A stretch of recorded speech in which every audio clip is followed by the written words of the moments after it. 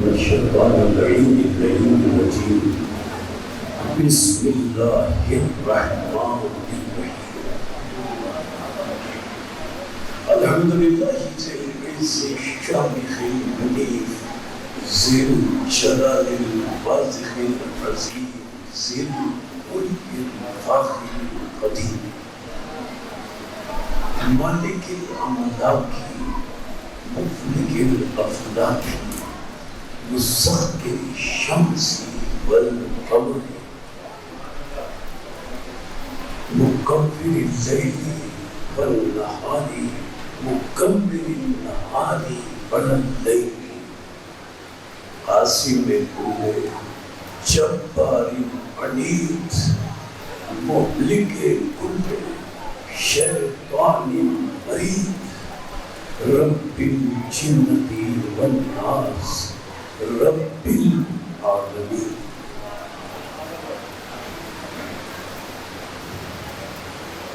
لا يسهل صراخ المستصرخين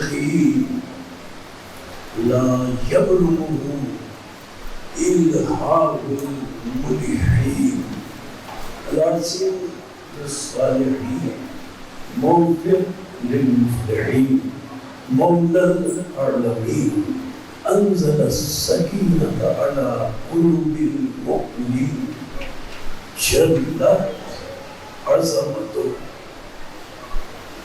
الصلاة والسلام على النبي الأمي العربي الهاشمي القرشي المكي المدني الطبيعي المطلبي أبي القاسم محمد.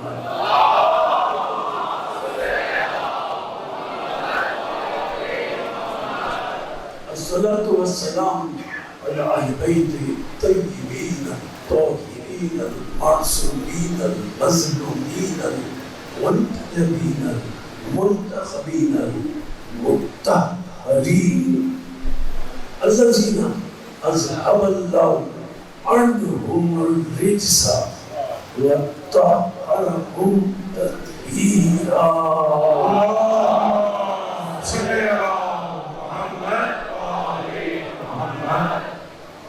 أما بعد فقد قال الحكيم في موقع كلامه المتين وخطابه المبين هو أصدق الصادقين وقوله الحق لأنه هو معلن الحق بالحق. بسم الله الرحمن الرحيم. شرع لكم من الدين ما وصى به نوحا والذي أوحينا إليك وما وصينا به إبراهيم وموسى وعيسى أن أقيموا الدين ولا تتفرقوا فيه كبر على المشركين ما تدعوهم إليه الله يجتبي إليه من يشاء ويهدي إليه من ينيب. صلوات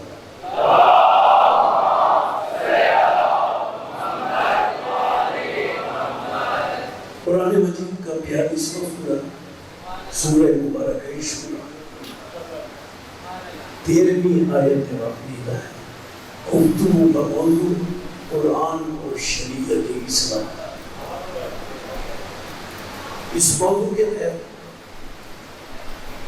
گفتگو رشتہ کر اس مقام پر تھی کہ اللہ نے سورہ یوسف قرآن مجید کا 12واں سورہ اللہ نے اس میں قطعی فیصلہ کر دیا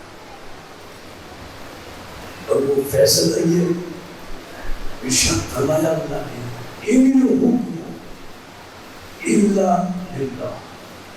سنو شریعت اسلام کے ہر مسئلے ہر مرحلے میں فیصلے کا حق صرف اور حسین اللہ۔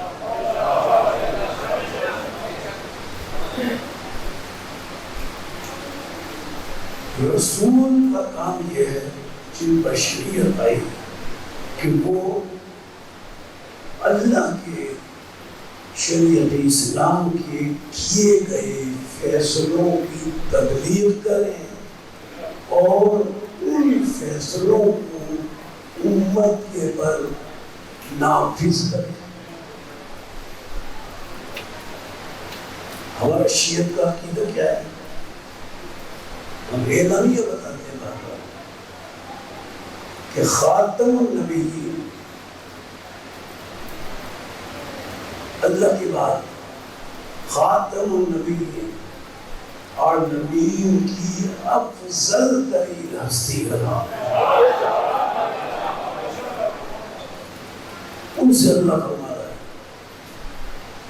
کہ رسول میرا فیصلہ ہے، شریعت میرا فیصلہ ہے، تمہارا کام نافذ کرنا ہے، تمہارا کام تبلیغ کرنا ہے، تمہارا کام پہنچانا ہے۔ اور پھر سورہ یونس میں قرآن مجید کا 10واں سورہ اور وضاحت کروائی، ارشاد فرمایا قل اے رسول ان سے کہہ دیں ما یکون لی ان ابدلہ افضل انبیاء خاتم النبیین اور نبیوں کی افضل ترین ذات گرامی مرتبت کو یہ اختیار نہیں ہے۔ رسول سے کہہ دو کہ تمہیں یہ اختیار نہیں ہے کہ شریعت اسلام میں من تلقاء نفسی اپنی خواہش سے کوئی تبدیلی یا ترمیم کر سکو۔ اے عالمین کی افضل ترین ہستی خاتم النبیین، تمہیں یہ اختیار نہیں ہے کہ شریعت اسلام میں کوئی ترمیم یا تبدیلی کر سکو۔ تو مسلمانوں بھی سوچو کہ جب عالمین کی افضل ترین ہستی کو یہ اختیار نہیں کہ وہ شریعت میں کوئی تبدیلی یا ترمیم کر سکے، تو خاتم النبیین کے اس دنیا سے جانے کے بعد ترمیم اور تبدیلی کا اختیار اس جاہل کو کیسے حاصل ہوگا؟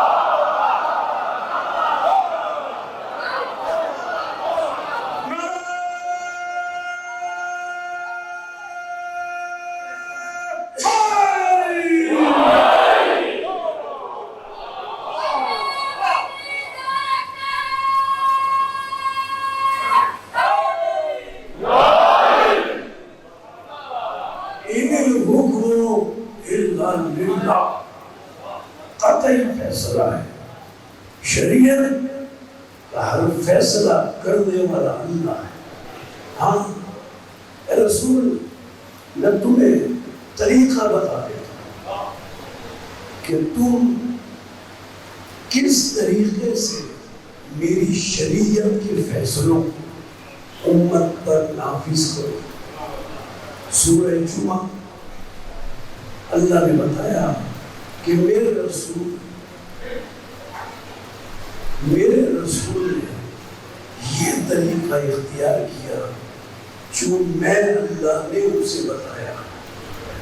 اور 62واں سورہ معروف ہے جس میں اللہ بتا رہا ہے اس طرح سے شریعت اسلام کو نافذ کرو، یہ کام کرو گے تو شریعت اسلام نافذ ہو جائے گی۔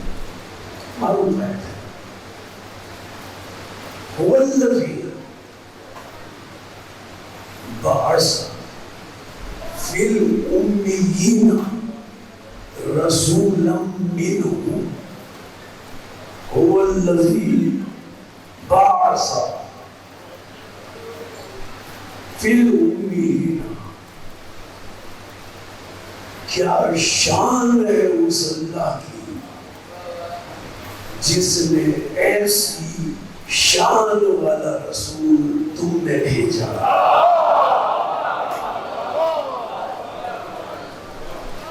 اے امت رسول، تم فخر کرو، ناز کرو، ایسا رسول اللہ نے کسی امت میں نہیں بھیجا جو تمہیں نصیب ہوا۔ یہ اللہ کی شان ہے کہ اس نے ایسی شان والا رسول تم نے بھیجا۔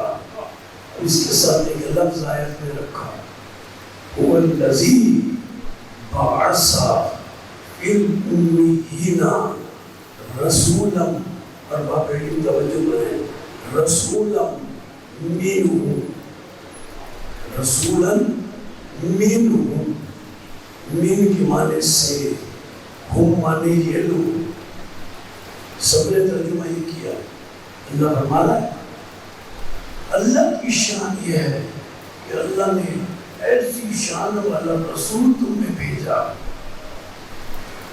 پھر امیین، امیین نے بھیجا۔ یہ رسول کون ہے؟ اللہ فرماتا ہے منہم، ترجمہ دیکھ لیجیے، کسی مکتب فکر کے قرآن کی مترجم کا اللہ فرماتا ہے اللہ نے رسول بھیجا منہم، کیا فرمایا؟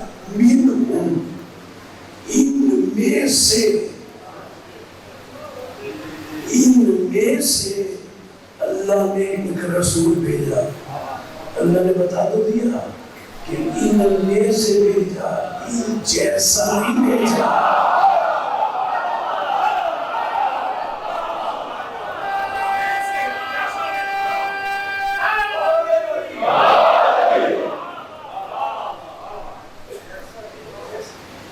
اور اے رسول، دیکھو شریعت اسلام کو اس طریقے سے پہنچاؤ، تمہارا کام کیا کیا ہے، تمہارے فریضے کیا کیا ہے۔ دیکھو شریعت اسلام کو پہنچانے کے لیے پہلا کام یہ کرو، یتلو علیہم آیاتہ، ان کے سامنے میں جو قرآن نازل کر رہا ہوں ان کی آیتوں کی تلاوت،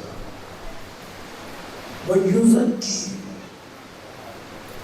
اور اے رسول شریعت اسلام پر لانے کے لیے دوسرا کام یہ کرو، یُزَکِّیہِم، ان کے نفسوں کا تزکیہ۔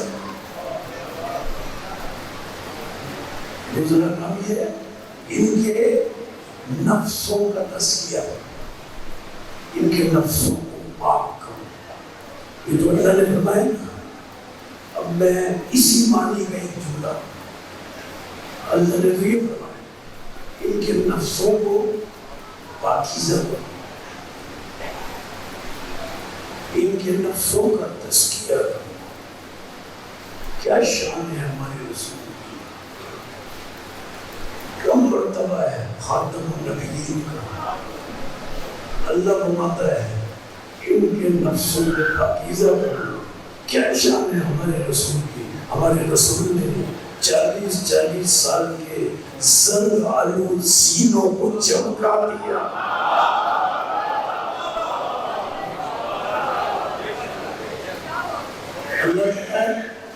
اللہ فرمانا ہے ان کے نفسوں کو پاکیزہ کرو، پھر یہ شریعت اسلام میں آئی ہے۔ اب تیسرا کام ہے رسول یہ کرو، وَيُعَلِّمُهُمُ الْكِتَابَ وَالْحِکْمَةَ، انہیں کتاب اور حکمت کی تعلیم دو۔ نظر آیت کے آخری جز تک چلا رہا، پھر یہاں پر وَإِنْ كَانُوا مِنْ قَبْلُ لَفِي ضَلَالٍ مُبِينٍ۔ اللہ فرما رہا ہے اے رسول یہ لوگ کھلی گمراہی میں مبتلا تھے۔ اب جو آیت اپنی لائق اے رسول شریعت اسلام کی تبلیغ کے لیے ان کے سامنے تلاوت کرو قرآن کی، ان کے نفوذ کا تسلیہ کرو، انہیں کتاب و حکمت کی تعلیم دو۔ یہ بڑی گمراہی میں تھے، اب آیت کا جو پڑھتا ہے اللہ ارشاد فرماتا ہے، رسول سے مخاطب ہوتا ہے، اے رسول صرف یہی تمہارا فرض نہیں ہے، تمہارا فرض ختم نہیں ہو گیا، تم پر ایک اور فرض ہے۔ وہ فرض کیا ہے؟ آیت ترجمہ کرو، ان قانون میں قانون لفی سرادی مبین، کہ وہ خود ہی گمراہی میں تھے۔ اے رسول تمہارا ایک فرض اور ہے، اور وہ فرض کیا ہے؟ پڑھنا ہے، وہ فرض رسول تمہارا یہ ہے، وآخرین منہم لما یلحقوا بہ وہو العزیز الحکیم۔ اے رسول دیکھو تمہارا فرض تمہارے زمانے کے موجودہ لوگوں تک ہی نہیں ہے، وآخرین منہم لما یلحقوا بہ۔ اے رسول تمہارا فرض یہ ہے قیامت تک آنے والے ہر انسان تک شریعت اسلام کو پہنچانا تمہارا فرض ہے۔ یہ اللہ نے کیا فرمایا؟ رسول قیامت تک رسول، جب قیامت تک رسول تو اللہ نے فریضہ یہ عطا کیا، رسول جو بھی قیامت تک انسان آئے گا تمہارا فرض ہے، تم شریعت پہنچاؤ اس کو، تم ہدایت کرو اس کو۔ رسول تو 11 ہجری میں چلے گئے، کہاں ہدایت کرنا ہے؟ نعوذ باللہ کہ حکم کی خلاف ورزی کر نہیں سکتے۔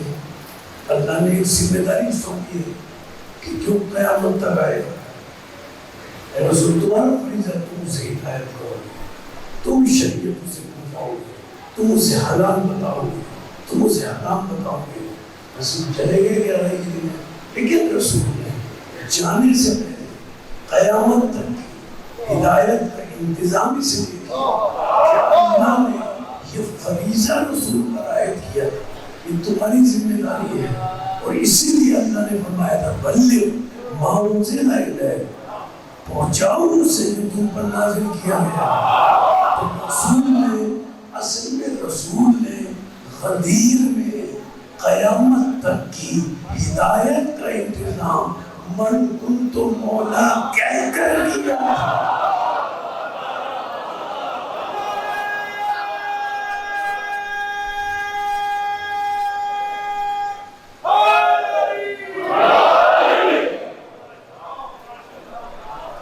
اور رسول نے یہ بتایا تھا کہ دیکھو میں بھی محمد ہوں، اور قیامت تک جو تمہیں شریعت پہنچائے گا وہ بھی محمد ہے۔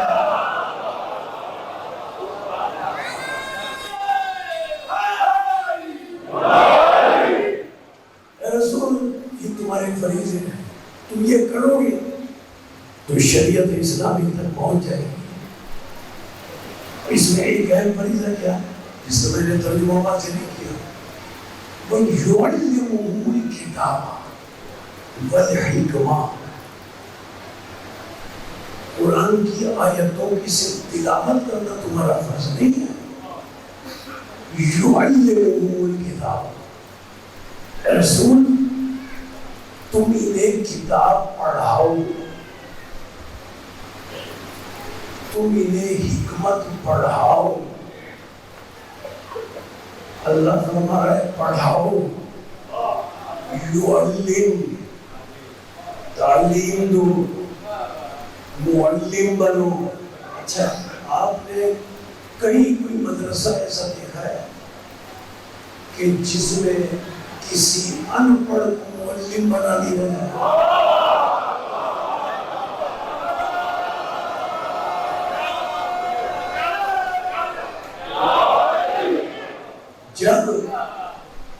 جب چھوٹے سے مدرسے میں کسی ان پڑھ کو معلم اور استاد نہیں بنایا جا سکتا تو پورے عالمین کو جسے پڑھانے کے لیے بھیجا کیا وہ ان پڑھ ہوگا؟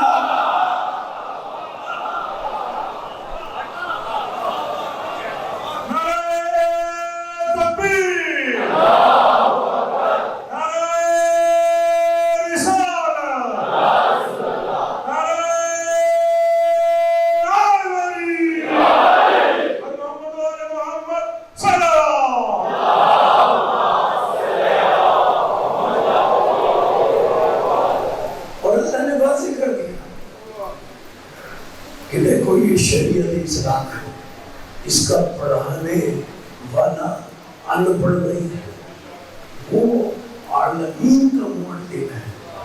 صرف اس دور کے موجودہ لوگوں کا معلم نہیں، قیامت تک آنے والے تمام انسانوں کا وہ معلم ہے، ان پڑھ نہیں ہے۔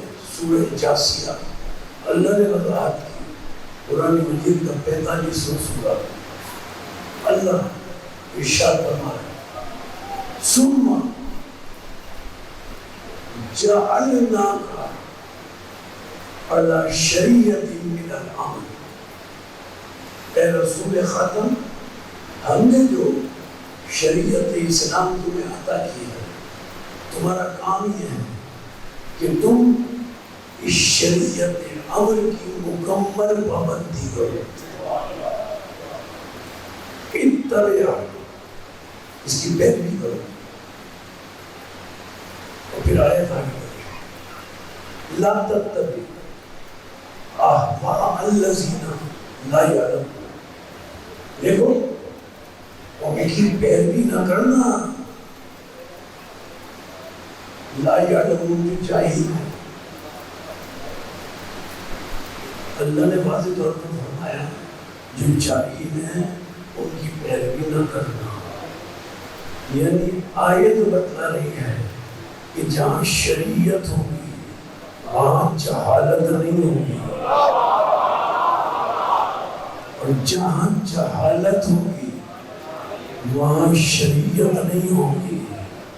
اللہ نے تو بتا دیا کہ جہالت اور شریعت نقیض ہے، جہاں شریعت ہوگی وہاں جہالت نہیں ہوگی، جہاں جہالت ہوگی وہاں شریعت نہیں ہوگی۔ اللہ کا کام بتانا ہے، اب مسئلہ ہمارا ہے، مسئلہ آپ کا ہے، آپ کی شریعت آپ کی مرضی ہے، آپ شریعت اس سے لیں جو مدینۃ العلم ہے، باب مدینۃ العلم ہے، اور آپ کی مرضی ہے یہ شریعت اس سے لیں جو 70 مرتبہ کہتا ہے لولا علی اللہ کا۔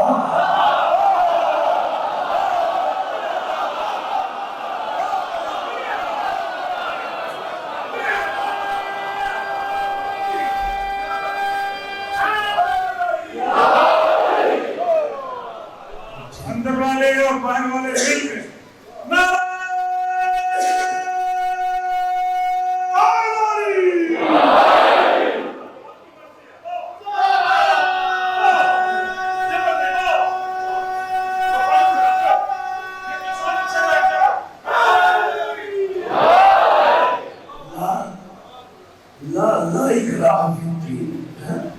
جبر نہیں ہے، آپ کی مرضی ہے، جس سے لوگ یہ ایسی شریعت ملے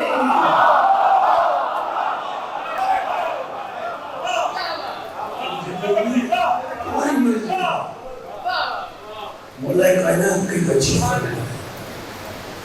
عجیب فرمان ہے۔ مولا کائنات فرماتے ہیں اگر پوری کائنات میں جتنی برائیاں ہیں پوری کائنات میں، اگر ہر برائی ایک جسم دے کر تمام برائیوں کو، ہر برائی کو جھوٹ کو ایک جسم دے کر، اس طرح جتنی برائیاں ہیں، کیا فرمان ہے کلام امام کا فرماتے ہیں ہر برائی کو، پوری کائنات کی تمام برائی کو، ہر برائی کو جسم دے کر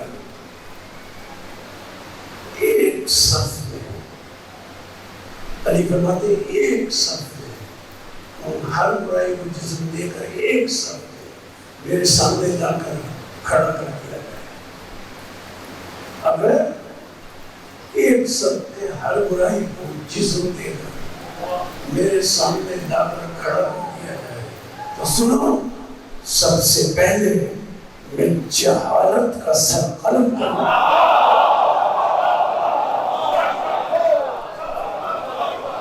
سنو، میں جہالت کا سر سب سے پہلے قلم کروں گا، سب سے پہلے میں جہالت کو قتل کروں گا۔ مطلب کیا ہے علی کا؟ علی بتانا یہ چاہتے ہیں کہ جاہل کہتے ہی اسے ہیں جو علی کو مولا نہ مانے۔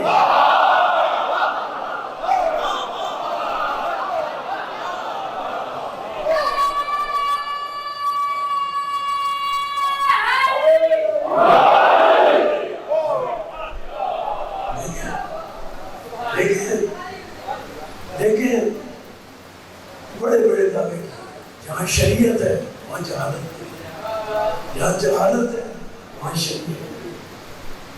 خاتم النبیین کے بعد بڑے بڑے جھوٹے دعوے سامنے آئے۔ کسی نے جھوٹا نبیوں نے کا دعویٰ کر دیا، مرد تو چھوڑے، سجا نامی عورت نے نبی ہونے کا دعویٰ کر دیا، کسی نے امام مہدی ہونے کا دعویٰ کر دیا، اور آپ سب کو پتہ ہے کسی نے 11ویں امام ہونے کا دعویٰ کر دیا، ہر طرح کے دعوے کیے، لیکن کسی میں یہ جرأت نہیں۔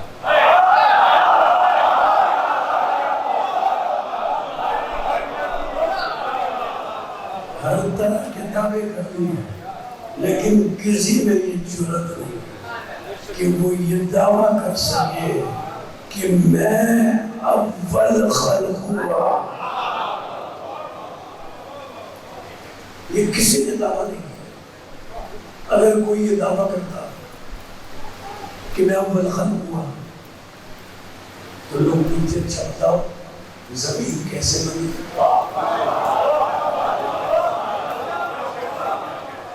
تمہارے سامنے بنی ہوگی نا، تم پہلے بنے ہو، آسمان کیسے بنے، سورج کس طرح خلق ہوا، چاند کے اجزاء ترکیبیہ کیا ہیں، سوال کرتے ہیں، وہ بتا نہیں سکتا۔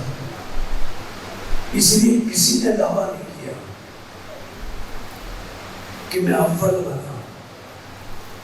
اول ہونے کا دعویٰ وہ کر سکتا ہے جس کے سامنے اللہ نے ہر شے کو خلق کیا اور ہر شے کی تخلیق کا وہ عینی گواہ ہو، اور جو ہر شے کی تخلیق کا عینی گواہ ہوگا، صرف وہ یہ دعویٰ کر سکتا ہے۔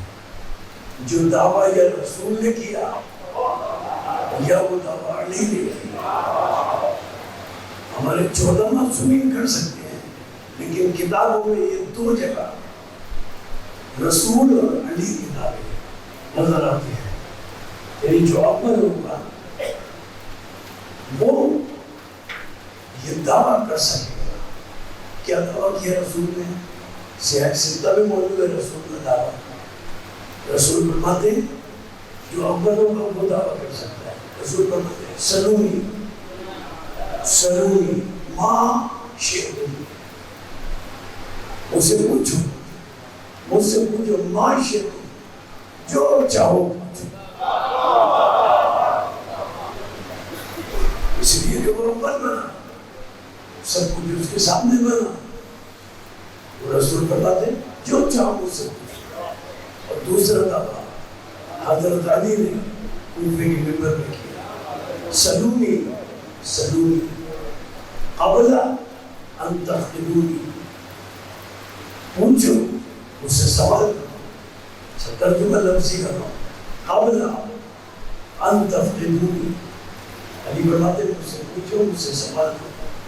اس کے بعد یہ بھی فرمایا کہ میرے دنیا سے جانے سے پہلے مجھ سے پوچھو، یہ نہیں لفظ میرے دنیا جانے سے پہلے، دنیا سے جانے سے پہلے مجھ سے پوچھو، یہ نہیں ہے، بلکہ لفظ کیا ہے؟ علی فرماتے ہیں مجھ سے پوچھو، مجھ سے سوال کرو، قبل اس سے پہلے ان تفقدونی، کہ تم مجھے کھودو۔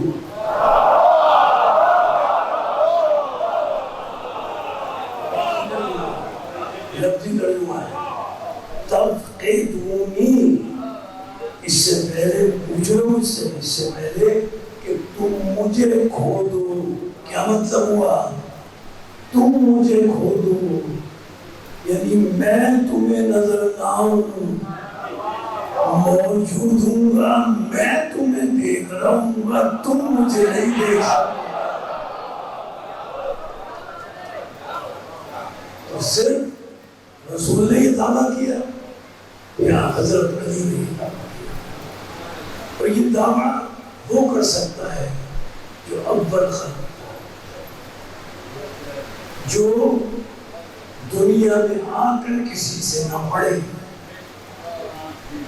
وہاں سے پڑھ کر آئے، اور وہاں سے صرف پڑھ کر نہ آئے، وہاں ملائکہ کو پڑھا کر یہاں آئے۔ وہ اول ہے، وہ سب کچھ بتا سکتا ہے، اور جو اول ہوگا وہ یہاں آ کے پڑھے گا نہیں، وہ یہاں دنیا میں آتے ہی بتائے گا کہ میں پڑھ لکھ کر آیا۔ میں کسی کے سامنے زانو میں تلمذ، کسی کی شاگردی کرنے کے لیے نہیں آیا، میں دنیا میں کسی سے پڑھنے کے لیے نہیں آیا، پڑھانے آیا ہوں۔ جو عمر ہوگا وہ یہ بتائے گا میں پڑھانے آیا ہوں۔ اور یہ کون ہے؟ دو فرمان، رسول اور حضرت علی۔ اچھا کہ یہ پڑھانے آئے ہیں، دنیا میں آ کر کسی سے نہیں پڑھا۔ دلیل عرض کر دو، جب علی دنیا میں آنے لگے تو حضرت فاطمہ بنت اسد سلام اللہ علیہا، سب کے علم میں آپ کے اندر ایک جملہ کہہ کر آگے بڑھتا ہوں۔ حضرت فاطمہ بنت اسد سلام اللہ علیہا خانہ کعبہ میں گئی، دیوار شب ہوئی، سب کو کعبہ لگا، خانہ کعبہ میں گئی، خانہ کعبہ میں 3 دن رہی، 3 دن خانہ کعبہ میں 3 دن رہی۔ خانہ کعبہ کے دروازے پہ تالا لگا، دیوار شب ہوئی، اندر گئی، 3 دن ہوئی۔ 3 دن خانہ کعبہ میں رہی، مجھے کسی کتاب سے کوئی ایک ضعیف ترین روایت یہ دکھا کہ 3 دن تک خانہ کعبہ میں رہی، مجھے کسی ضعیف ترین روایت میں یہ دکھا دو کہ 3 دن گھر پہ نہیں تھی، 3 رات گھر پہ نہیں، مجھے کسی ضعیف ترین روایت میں دکھا دو، نہ 3 دن گھر پہ تھی، نہ 3 دن رات کو گھر پہ تھی، نہ دن میں گھر پہ تھی۔ مجھے کوئی ضعیف ترین روایت بتا دو کہ ابو طالب تلاش کرنے گیا۔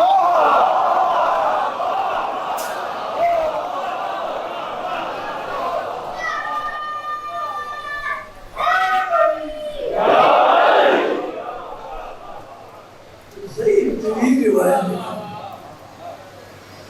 اچھا کئی کیوں تھی کعبے میں؟ ایک تو کعبے کو شرف دینا تھا، ایک تو کعبے کو شرف دینا تھا، دوسری بات کیا تھی؟ لیکن عربی میں دو لفظ ہیں، ایک لفظ ہوتا ہے دارون، عربی میں بہت ادھارن ہے، دارون کے معنی گھر، لیکن جہاں لغت میں لکھا ہے دارون کے معنی گھر، اس کے آگے لکھا ہے ایسا گھر جس میں آیا جایا جائے لیکن سویا نہ جائے، رات نہ گزاری جائے۔ اور دوسرا لفظ ہے گھر کے لیے بیت، بیت اسے کہتے ہیں کہ جس گھر میں رات گزاری جائے، جس گھر میں رات سویا جائے، رات گزاری جائے۔ یہ خانہ کعبہ کیا ہے؟ قرآن میں اللہ نے کہا یہ بیت اللہ ہے۔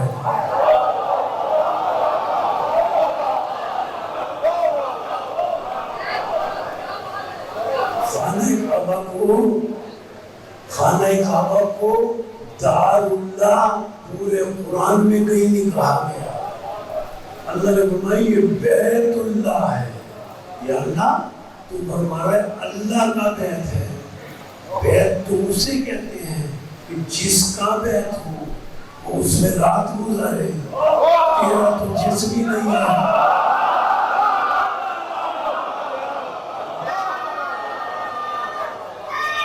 یا اللہ تیرا تو بدل ہی نہیں ہے، جس کا بیت ہو اسے چاہیے اس میں رات گزارے گا تو وہ اس کا بیت بیت اللہ کہلائے گا۔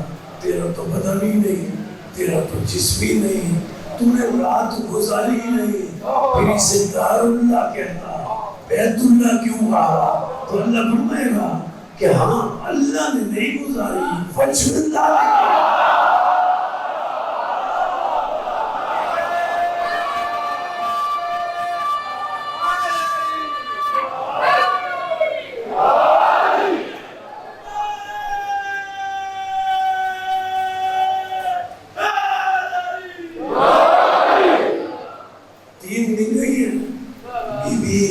سلام اللہ علیہ 3 دن رہی ہے کعبے میں، 3 راتیں رہی،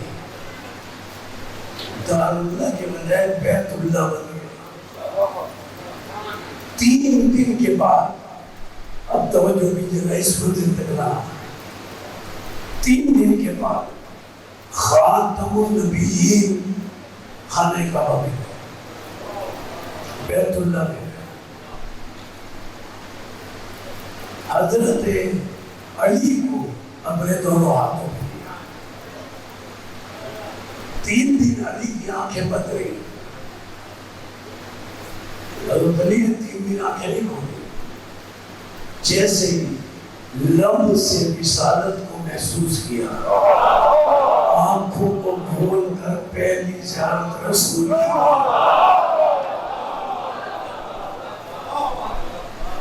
یہ دنیا میں پڑھانے آئے ہیں، کسی سے پڑھنے نہیں آئے۔ رسول کے ہاتھوں پر علی آئے، سب سے پہلے چہرہ اقدس سے ختمی مرتبت کی زیارت کی، زیارت کر کے کیا تم نے کہا؟ آپ کو معلوم ہے میں تو رات ہوں۔ زیارت کر کے کہا یا رسول اللہ زبور پڑھوں، یا رسول اللہ توریت پڑھوں، یا رسول اللہ انجیل پڑھوں، یا رسول اللہ یا وہ قرآن پڑھوں جو ابھی نازل ہی نہیں ہوا۔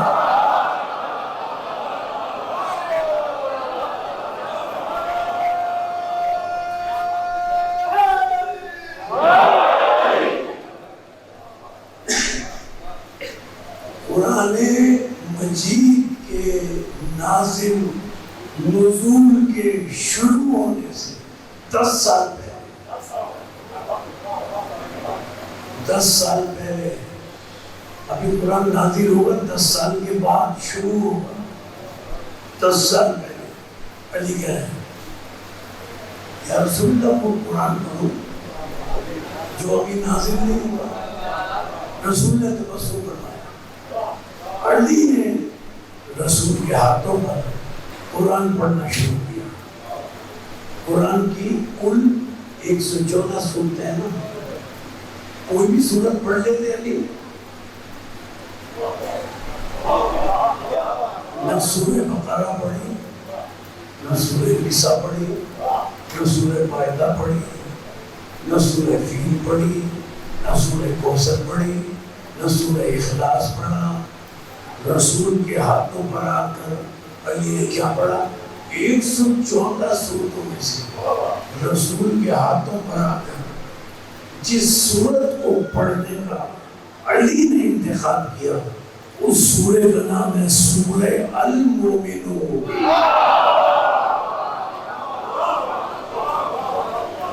114 سورتوں میں سے سورہ المومنون علی نے پڑھنی شروع کی, جس کا آغاز ہوتا ہے قد افلح المومنون. پوری سورت رسول اکرم کے ہاتھوں پر علی نے پڑھ دی. پوری سورت رسول کے ہاتھوں پر سورہ المومنون. میں علی کی خدمت میں عرض کروں مولا 114 سورتوں میں سے آپ نے صرف سورہ المومنون کا انتخاب کیوں کیا؟ تو علی فرمائیں گے میں دنیا میں آتے ہی اس کائنات کو بتانا چاہتا ہوں سورہ المومنون کی تلاوت کر کے کہ سورہ المومنون وہی پڑھے گا جو امیر المومنین.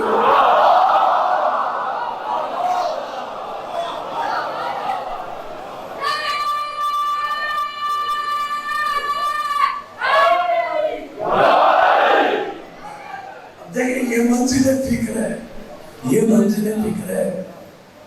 جہاں تک بات پہنچ گئی ہر جگہ یہ موجود ہے کہ جب حضرت علی نے سورہ المومنون کی, توجہ کیجیے, سورہ المومنون کی تلاوت کو مکمل کر لیا تو رسول نے علی سے 3 دن کے علی سے رسول نے مخاطب ہو کر ایک جملہ کہا جو ہر مسلک کے کتاب میں موجود ہے. سورہ المومنون کی تلاوت جب علی نے مکمل کی تو رسول 3 دن کے علی سے مخاطب ہو کر کہتے ہیں علی تم تو میری طرح حافظ قرآن ہو.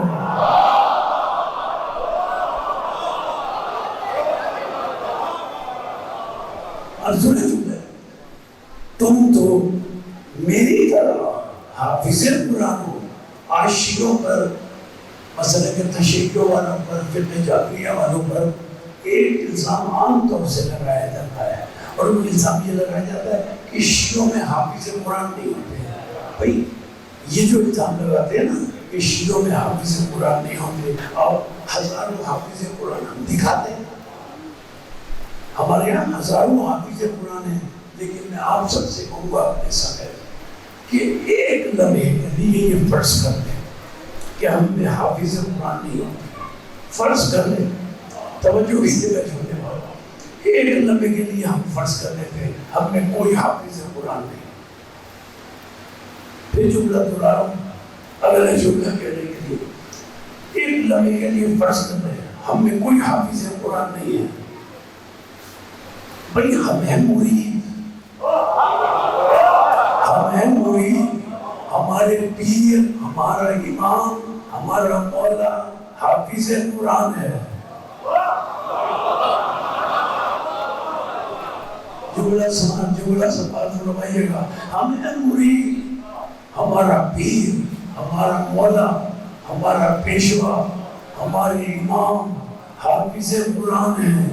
اگر مرید جاہل ہو تو پروانہ ہی ہے. اگر مرید جاہل ہو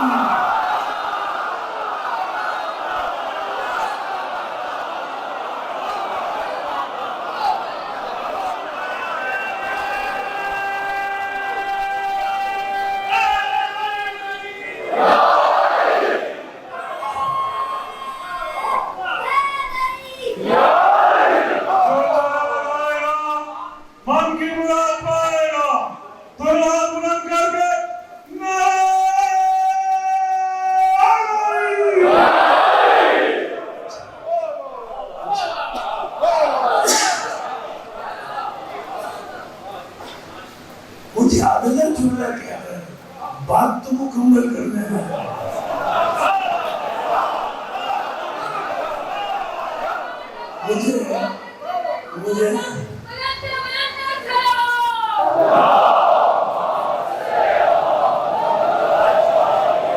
مجھے اگلا جملہ کہنا ہے، بات تو مکمل کرنے میں۔ اگر مرید جاہل ہو تو پرواہ نہیں کرنی چاہیے، مرید ہے دعا کریں، جملہ بڑا سبق ہے، دعا کریں۔ مرید جاہل ہو تو کسی کو پرواہ نہیں ہونی چاہیے، دعا کریں کسی کا پیشوا ایسا جاہل نہ ہو کہ ساری زندگی میں سورہ بقرہ بھی یاد نہیں۔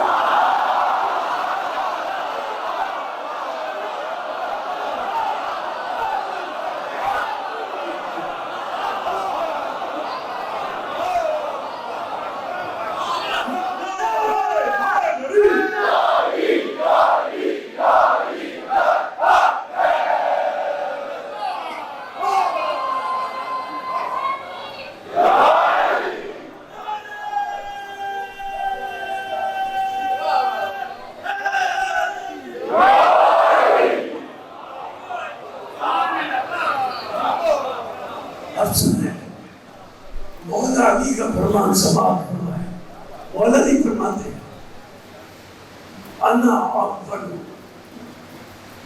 من خلق علی فطرت،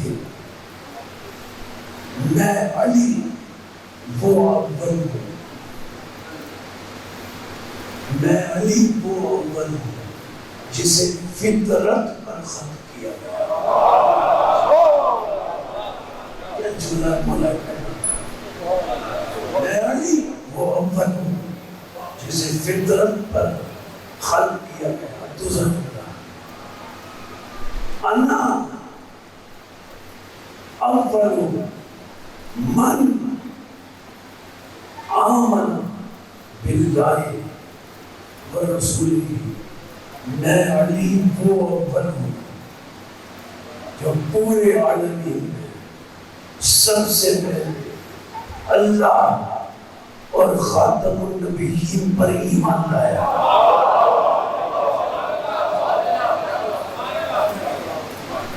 اب تیسرا جملہ بولا میں سنا، انا اول، اور یہ بڑا اہم جملہ، انا اول من صدق رسالت رسول اللہ۔ ایک اہم مسئلہ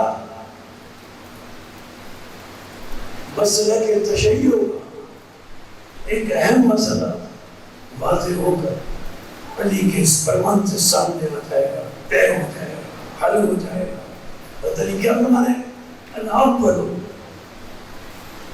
جملہ سماعت فرمائیے گا، جملہ کہنا چاہتا ہوں، انا اول من صدق رسالت رسول اللہ۔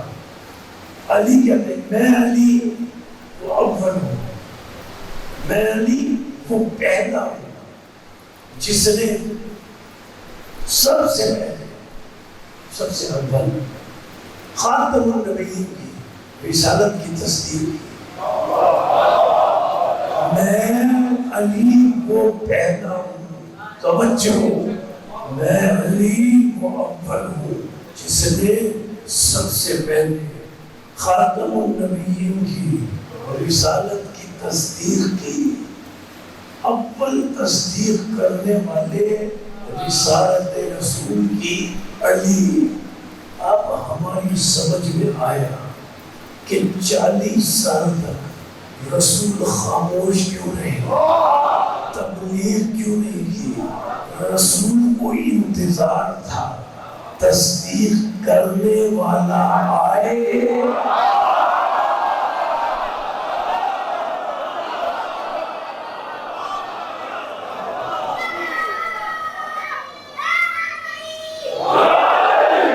رسول کو انتظار تھا کہ تصدیق کرنے والا آئے تو اعلان نبوت کروں۔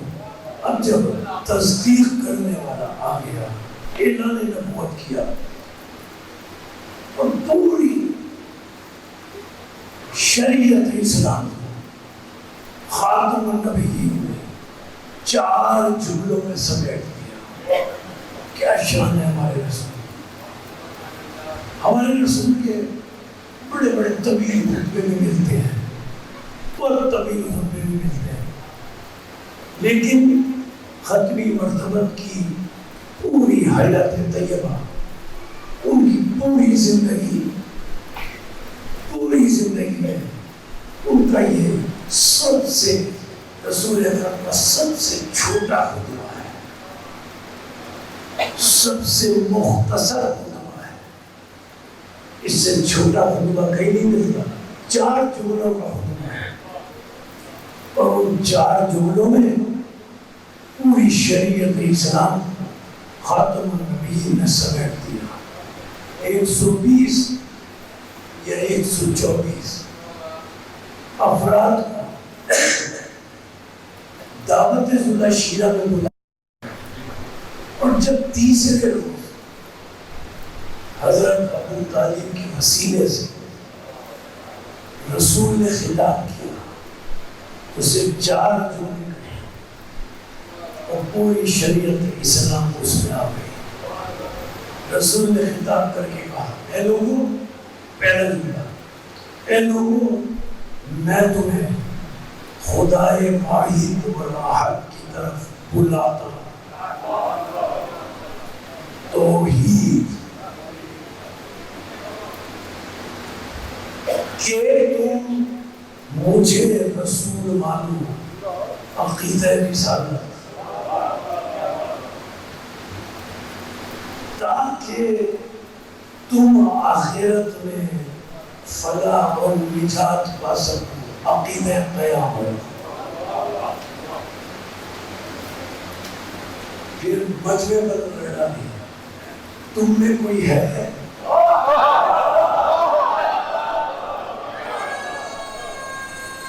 تم میں کوئی ہے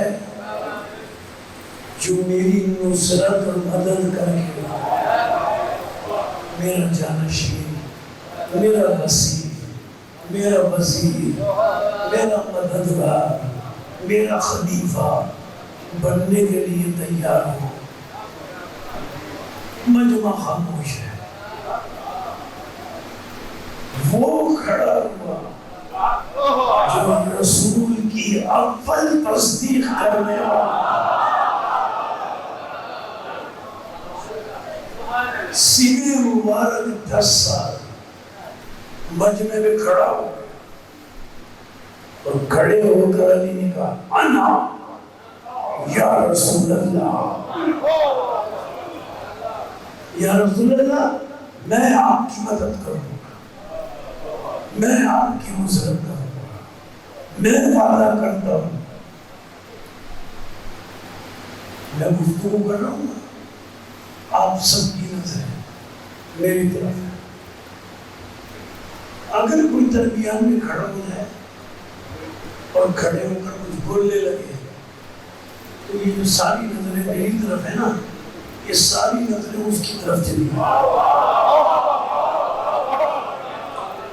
یہ جو ساری نظریں میری طرف ہے نا، درمیان میں اچانک کوئی کھڑا ہو کر بولنے لگے تو ساری نظریں میرے بجائے اس کی طرف چلی جائیں گی.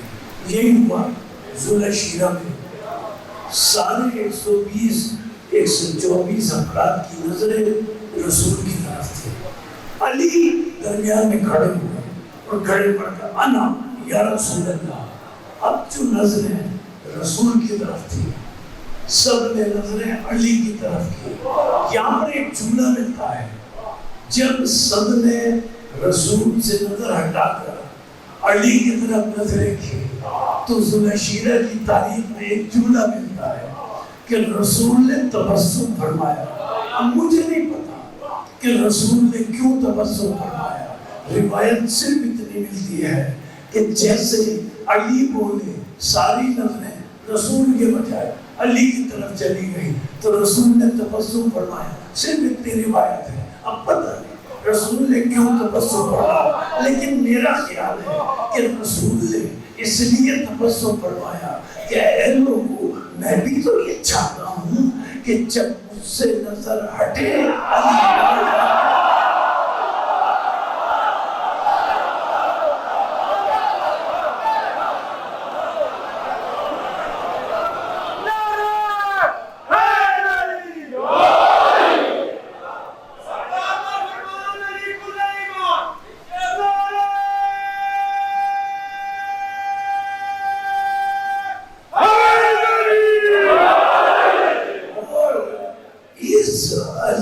کی بیٹیاں کوفے میں بے پردہ ہیں.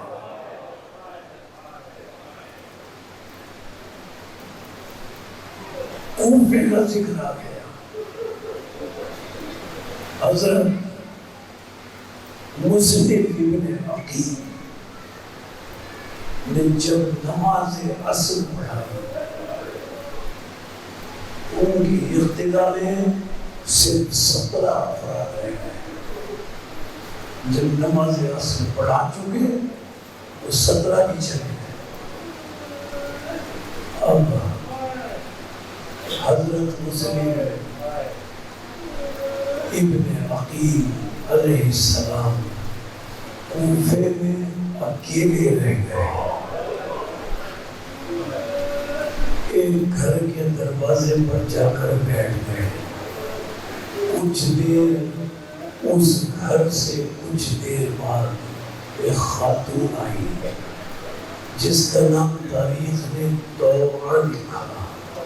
اس نے اپنے گھر کے پاس ایک اجنبی کو بیٹھے ہوئے دیکھا تو مخاطب ہو کر کہنے لگی اجنبی کیوں بیٹھے ہو؟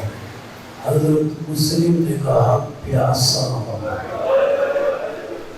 وہ اندر گئی حوضے میں پانی لے کر آئی. حضرت مسلم عقیل نے پانی پی لیا. پانی پی کر بھی نہیں بیٹھے رہے. تو وہ کہتی ہے آپ نے پانی پی لیا اب اپنے گھر جائیں, یہاں کیوں بیٹھے ہیں؟ سر جھکائے ہوئے مسلم ابن عقیل نے کہا جس کا کوئی گھر نہ ہو وہ کہاں جائے؟ اور پھر سر جھکائے ہوئے مسلم ابن عقیل طوعہ سے پوچھتے ہیں کیا تم امام حسین کو جانتی ہو؟ کہ نہیں جاننا, وہ تو میرے امام ہیں, وہ تو میرے پیشوا ہیں. کہا مسلم ابن عقیل نے تمہیں پتہ ہے انہوں نے اپنا ایک نمائندہ کوفے بھیجا ہے. کہ لگی ہاں مجھے معلوم ہے اس شہزادے کا نام مسلم ابن عقیل ہے. حضرت مسلم ابن عقیل نے اپنا سر اٹھا کر کہا پہچانو انا مسلم ابن عقیل, میں مسلم ابن عقیل ہوں. وہ خوشی خوشی گھر کے اندر لے گئی. خاطر مدارات کی ساری رات حضرت مسلم ابن عقیل اللہ کی عبادت میں ریاضت میں مصروف رہے.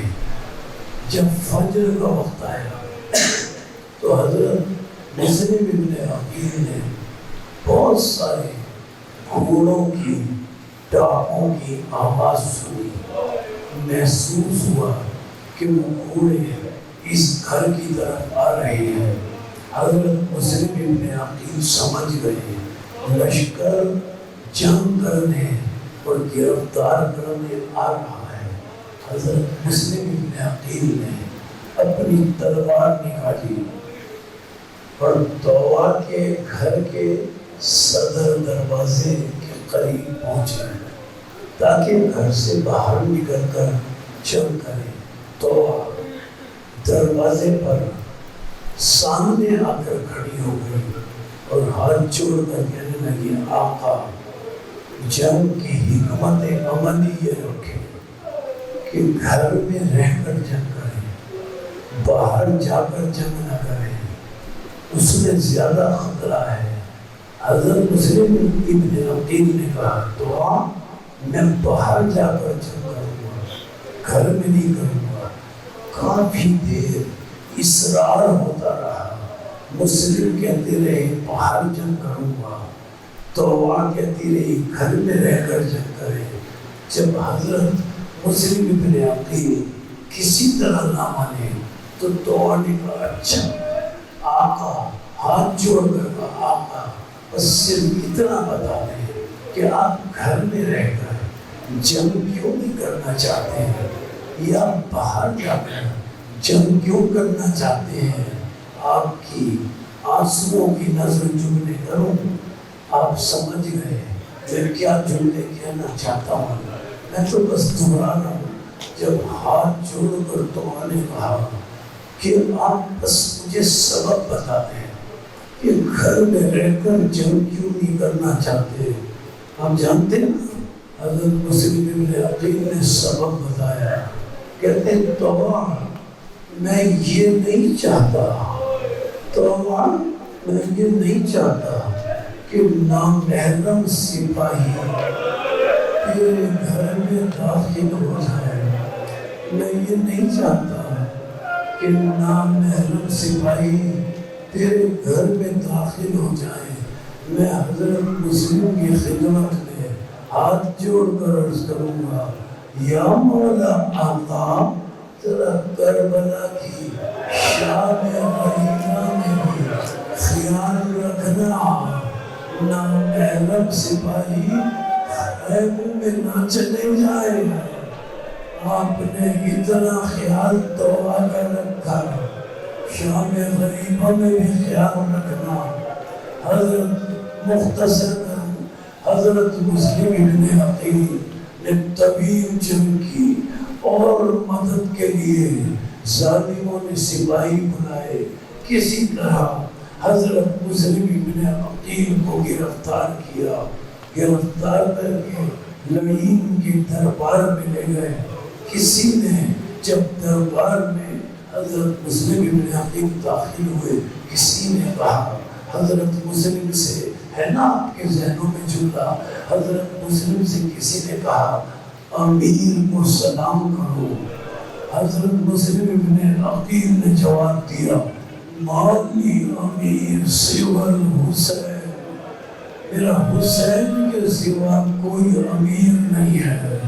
اور ایک مرتبہ جلال کے انداز میں لعین کے سامنے کھڑے ہیں، مسلم کا سر بلند ہے، سینہ تنا ہوا ہے، جلال کے انداز میں کھڑے ہیں۔ جو وہ کہتا ہے وہ جوش طریقے سے جواب دیتے ہیں، سینہ تنا ہوا ہے، سر بلند ہے۔ جب اہل بیت کا قافلہ رہا ہو کر مدینے پہنچا تھا تو مولا سجاد، مجھے بات یاد آ گئی، آپ کے آنسوؤں کی نظر کر دوں۔ مدینے میں کسی نے مولا سجاد سے یہ غضبناک سوال کیا، مولا سجاد سے ایک شخص نے سوال کیا، مولا جب آپ کے چچا مسلم ابن عقیل دربار میں تھے، ان کا چہرہ بلند تھا، ان کا سینہ تنا ہوا تھا، لیکن مولا جب آپ دربار کوفہ میں تھے، مولا جب آپ دربار کوفہ میں تھے، آپ کا سر جھکا ہوا تھا، آپ کا سینہ جھکا ہوا تھا۔ مولا کیا توق میں، مولا کیا توق زیادہ مزنی تھا؟ امام زین العابدین علیہ السلام چیخ مار کر بلند آواز سے روئے اور رو کر کہا، اے شخص تو نے میرے ساتھ انصاف نہیں کیا، تو نے میرے ساتھ انصاف نہیں کیا۔ جب میرا چچا مسلم دربار کوفہ میں گیا، اکیلا تھا، جب میں دربار کوفہ میں گیا، برہنہ سر میری پھوپھیاں تھیں، بازو رسیوں میں پکے ہوئے تھے، سکینہ کا گلا بندھا ہوا تھا، میں سر کیسے اٹھا سکتا تھا، میں سر کیسے اٹھا سکتا تھا۔ عزیزوں، حضرت مسلم ابن عقیل کی بس بات مکمل کر لوں۔ ظالم مسلم ابن عقیل کے لیے جلاد کو بلاتا ہے، کہتا ہے مسلم کو دارالعمارہ کی چھت پر لے جاؤ اور دیکھو جلاد اس طرح انہیں قتل کرنا کہ چھت پر اس طرح لٹانا کہ ان کا سر چھت سے باہر ہو، جسم چھت پر ہو، تاکہ جب یہ قتل ہو تو ان کا سر کٹ کر زمین پر گر جائے۔ جلاد مسلم ابن عقیل علیہ السلام کو لے کر چلا۔ جب یہ سیڑھیاں چڑھ رہے تھے چھت پر جانے کے لیے، تو ایک روایت ہے کہ ان سیڑھیوں نے جلاد کو رسول اللہ نظر آیا، جلاد کو رسول اللہ نظر آئے۔ اپنے ہاتھوں سے رسول اللہ نے اپنی داڑھی کو پکڑا ہوا ہے۔ جلاد سے مخاطب ہو کر کہتے ہیں ظالم، میرے بیٹے نے تیرا کیا بگاڑا؟ ظالم، میرے بیٹے نے تیرا کیا بگاڑا ہے؟ جلاد ڈر گیا، خوف زدہ ہو گیا، خوف زدہ ہو کر نیچے بھاگا۔ اب مسلم چھت پر پہنچ گئے۔ آپ کو پتا ہے 9 ذی الحجہ کا واقعہ ہے، لیکن حضرت مسلم ابن عقیل کو کربلا کا پہلا شہید کہا جاتا ہے۔ واقعہ 9 ذی الحجہ کا ہے، اگلے دن بقرعید ہے۔ 9 ذی الحجہ کو حضرت مسلم ابن عقیل دارالعمارہ کی چھت پر کھڑے ہیں، تھوڑا سا موقع مل گیا۔ جلاد خوف زدہ ہو کر نیچے چلا گیا۔ اگلے دن بقرعید ہے، 9 ذی الحجہ ہے۔ حضرت مسلم نے چھت سے نیچے جھانک کر دیکھا، بازاروں میں لوگ اپنے چھوٹے چھوٹے بچوں کا ہاتھ پکڑ کے بقرعید کی خریداری میں مصروف ہیں۔ اپنے چھوٹے چھوٹے بچوں کا ہاتھ پکڑ کے بقرعید کی خریداری میں مصروف ہیں۔ مسلم نے چھت سے بلند آواز میں کہا، اے کوفے کے رہنے والوں، میں بھی اپنے 2 چھوٹے چھوٹے بچے لاؤں۔ دیکھو اگر تمہیں وہ بچے مل جائے، انہیں نہ بتانا، انہیں نہ بتانا تمہارا بابا مارا گیا، انہیں نہ بتانا تمہارا بابا مارا گیا۔ بس آج کی گفتگو کے آخری جملے اب حضرت مسلم ابن عقیل کے لیے موقع تھا۔ امام حسین سفر میں تھے، اپنے قافلے کے ساتھ ثعلبیہ کی منزل سے منزل سوق پر امام حسین پہنچے تھے۔ دائیں طرف حضرت عباس تھے، بائیں طرف حضرت علی اکبر تھے۔ مسلم ابن عقیل کوفے کی چھت پر تھے۔ مسلم ابن عقیل نے اپنی انگشت شہادت سے سوق کی طرف، انگشت شہادت سے سوق کی طرف اشارہ کر کے کہا، السلام علیکہ یا ابا عبداللہ، السلام علیکہ یا ابا عبداللہ، السلام علیکہ یا ابن رسول اللہ۔